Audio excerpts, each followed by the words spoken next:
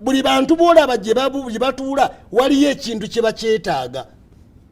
Nze nagamba omuvubuka yatandika ekitongole kino ekiyola ebisaaniiko namumanya ng'asomera Makerere ng'asula wali Makerere wansi. Kati ye bwe yalaba bizinensi nga talabawo watandikira, n'alaba nga waliwo abawaata amatooke, n'alaba nga waliwo abalina ente ku zero grazing.